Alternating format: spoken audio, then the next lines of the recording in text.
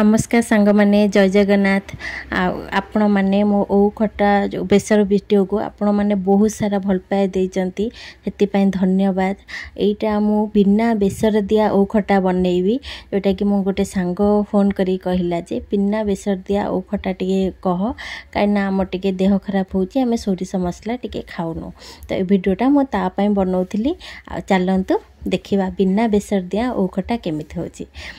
ओटा मुझे जी नेबी काटी नहीं टे मासिया ओ अच्छी से छेचु नहीं आपड़ जदि टे काठुआ हो छेचिकी करेंगे ना जल्दी सीझीज। ए तेल रिफाइंड ऑयल सुखिला लंका पंचफुटन देकी ओ पकईदेवे सांग सांग पानी देदेवे आपड़ जी रखिए पानी पानी अधिक देले चलो से हल्दी आ लुण पकईकी आगे ओटा को सीझे देवे 5 मिनट लगे सीझेबा सीझे सारा देखु पूरा मोर 80% 70-80% ओ पूरा सीझी जाइए। स्टेज रे कौन करेंगे ना आपण मिठा ऐड करेंगे आपड़ जदि गुड़ खाऊँ गुड़ ऐड करेंगे ना सुगार ऐड करेंगे मुझे सुगार ऐड करटा आपण माने ठीक हवा को थी 3-4 मिनट आपड़ देवे कारण आगुआ मिठा देले ओ केबे भी सीझीबनी।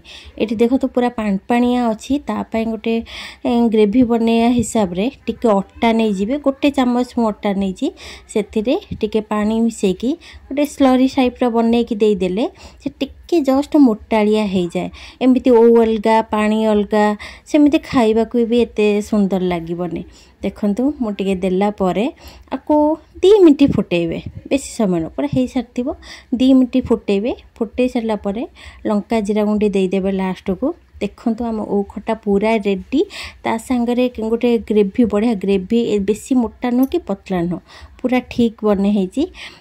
आपण मैंने ये टाइप बनातु आपण मैंने जो भी मो वीडियो देखुंत प्लीज लाइक करंतु शेयर करंतु सब्सक्राइब करंतु आउ मते ढेर सारा भल पाए दियंतु आपण घरे करी केमती खातु एंजॉय करंतु। Bye bye.